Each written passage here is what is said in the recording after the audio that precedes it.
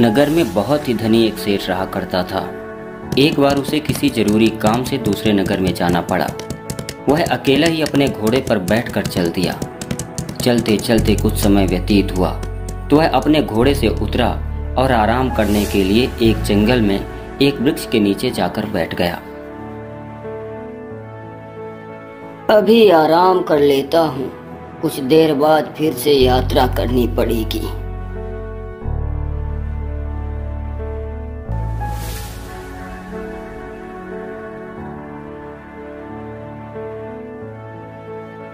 हे भगवान, यह कैसी मुसीबत है।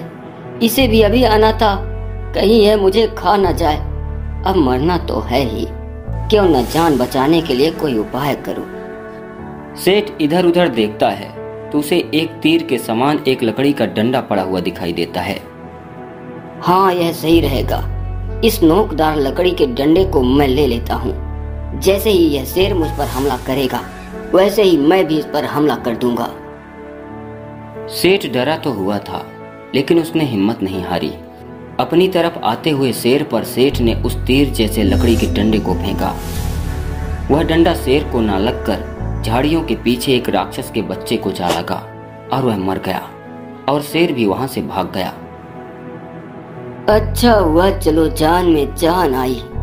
यहाँ आराम करना खतरे से खाली नहीं है, यहाँ से चलना होगा। सेठ जैसे ही वहां से चलने वाला ही था वैसे ही एक बड़ा सा राक्षस तलवार लिए हुए सेठ के पास आया। रुक जा, कहाँ जा रहा है? मैं तुझे जिंदा नहीं छोड़ूंगा। नहीं नहीं, मेरी आखिर गलती क्या है? हे भगवान, मैं कहाँ आकर आज फंस गया। तुम शायद कोई दैत्य हो, मुझे मत मारो, मुझे जाने दो। सेठ उस राक्षस को देखकर बहुत डर गया था। पहले तू यह बता कि तू अपना रास्ता छोड़कर यहाँ नहीं आया। क्या तूने उस लकड़ी के नोकदार डंडे को झाड़ियों की तरफ नहीं फेंका? आपकी बातें ठीक है, मैंने ऐसा ही किया है, लेकिन इसमें गलत क्या है? मैं तो आराम करने के लिए यहाँ रुका था, और अगर मैं उस लकड़ी के डंडे को शेर की तरफ न फेंकता तो वह मुझे मार कर खा जाता।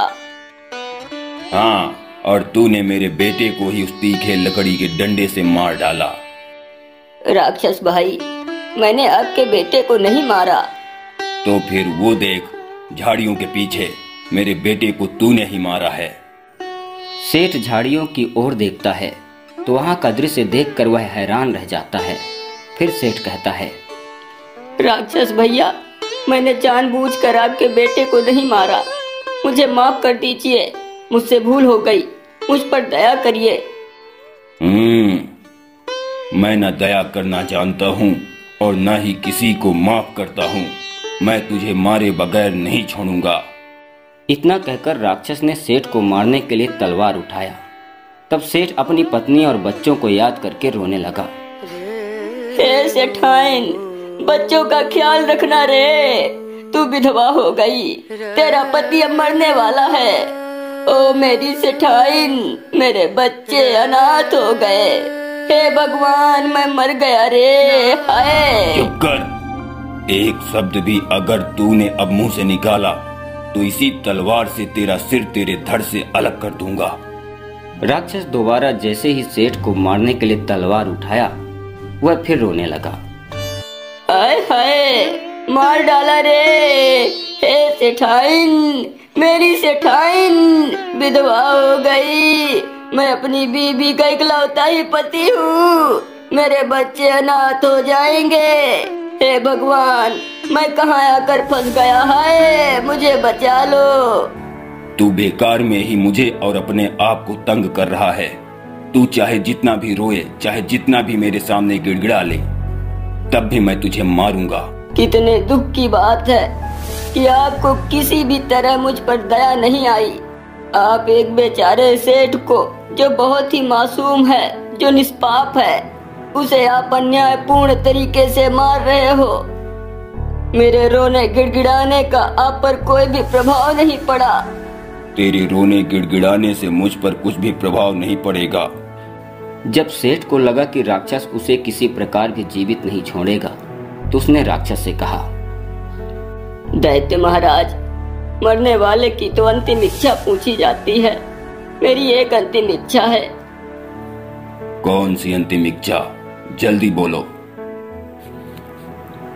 दैत्य महाराज, आप मुझे प्राणदान तो नहीं दे सकते, बस इतना अवसर दे दीजिए कि मैं घर जाकर अपनी पत्नी और बच्चों से मिल लूं और अपनी संपत्ति अपने उत्तराधिकारियों में बांट आऊं, ताकि मेरे मरने के बाद मेरी संपत्ति को लेकर लड़ाई झगड़े न हो। मुझे मूर्ख समझता है ताकि तू मुझसे और अपनी मृत्यु से बच जाए? नहीं नहीं, मैं प्रतिज्ञा करता हूँ, मेरा विश्वास करिए। मैं घर जाने के बाद जल्द ही इसी स्थान पर आ जाऊंगा, फिर आप मुझे मार डालना। अच्छा, यदि मैं तुम्हें जाने भी दूं और तुम वापस ना आए फिर क्या होगा? नहीं नहीं, मैं ऐसा नहीं करूंगा, मेरा विश्वास करो। मैं इस दुनिया में अपने माता पिता, अपनी पत्नी और अपने 2 पुत्रों को अपने आप से भी ज्यादा प्रेम करता हूँ। मैं अपने उस परिवार की कसम खाकर कहता हूँ कि मैं जरूर वापस आऊंगा। तो ठीक है, बोलो तुम्हें कितना समय चाहिए? मुझे 1 वर्ष का समय आप दे दीजिए। मैं अपने सभी कार्य को करके 1 वर्ष में इसी स्थान पर आ जाऊंगा, फिर आप मुझे मार डालना। ठीक है, मैं तुम्हारा इंतजार करूंगा, लेकिन सिर्फ 1 वर्ष। इतना कहकर वह दैत्य वहां से गायब हो गया। सेठ अपने घोड़े पर चढ़ा और अपने घर की ओर चल दिया। सेठ 1 वर्ष का समय पाकर खुश होता, लेकिन 1 वर्ष बाद अपनी मृत्यु को देखकर दुखी भी होता। कुछ समय बाद सेठ घर पहुंचा तो अपने परिवारजनों को देखकर रोने लगा। माँ, पिताजी, अरे ओ सेठाइन, मेरे दोनों पुत्रों, हाय हाय, मेरे साथ क्या हो गया? ए सेठाइन। सेठ घर पहुंचा तो उसका परिवार उसे देखकर बहुत खुश हुआ, लेकिन उसके रोने से सभी को लगा कि शायद व्यापार में कोई बड़ा नुकसान हो गया होगा, इसीलिए वह रो रहा है। सेठ ने भी पहले किसी को कुछ नहीं बताया। अरे बेटा, क्या हुआ? कोई बड़ा नुकसान हो गया क्या? पिता के ऐसे पूछने पर सेठ ने सारी बातें बताई।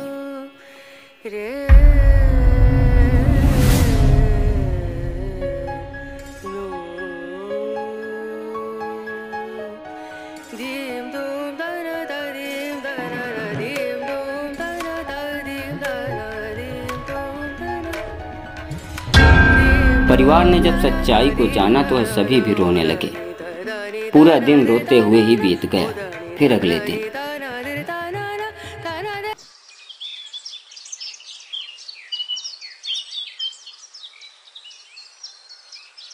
अरे ओ सेठाइन, मेरा जीवन 1 वर्ष का ही है, क्यों ना अब कुछ दान पुण्य कर लूं। सेठ ने जिन जिन बड़े व्यापारियों से कर्ज लिया था, सबसे पहले वह उन सभी का कर्ज चुकता किया। फिर साधु संतों को बुलवाकर खूब दान किया और अपनी संपत्ति का बंटवारा अपने उत्तराधिकारियों में कर दिया। माता पिता का ख्याल रखने के लिए अपनी पत्नी से कहा। ऐसा करते हुए पूरे 1 वर्ष बीत गए।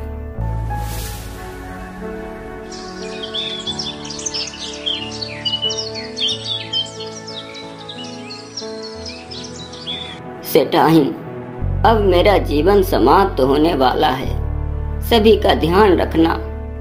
अब परिवार तुम्ही को संभालना है। अब मुझे उस राक्षस के पास जाना पड़ेगा। सुनो जी, मैं भी चलूंगी आपके साथ। आपके बिना मैं कैसे जीऊंगी? नहीं सेठाइन, किसी को भी मत बताना कि मैं अब जा रहा हूँ, नहीं तो माँ, पिताजी और दोनों बेटे दुखी होंगे। मरना तो एक दिन सभी को है, कोई पहले ही मर जाता है तो कोई बाद में मरता है, इसलिए तुम दुखी मत हो, परिवार का ध्यान रखना। इतना कहकर सेठ घोड़े पर सवार होकर चल देता है। कुछ समय बाद वह उसी स्थान पर पहुंच जाता है जहां राक्षस उसे 1 वर्ष पहले मिला था। वह खड़े होकर उस दैत्य का इंतजार करता है। कुछ समय बाद उसे एक व्यक्ति एक कुत्ते के साथ उसकी तरफ आते हुए दिखाई देता है।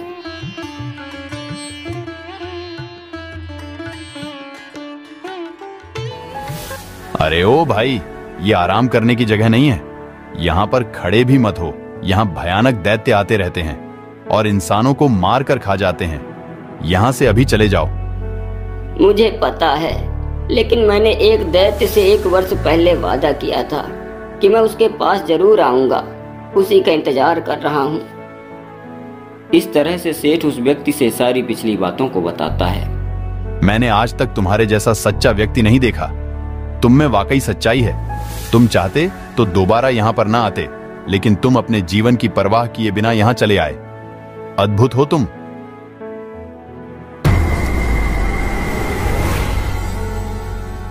तुम में सत्यता और सच्चाई झलक रही है। मुझे तो विश्वास ही नहीं था कि तुम दोबारा अपनी प्रतिज्ञा को पूर्ण करने के लिए यहाँ आओगे। जाओ, मैंने तुम्हें माफ किया।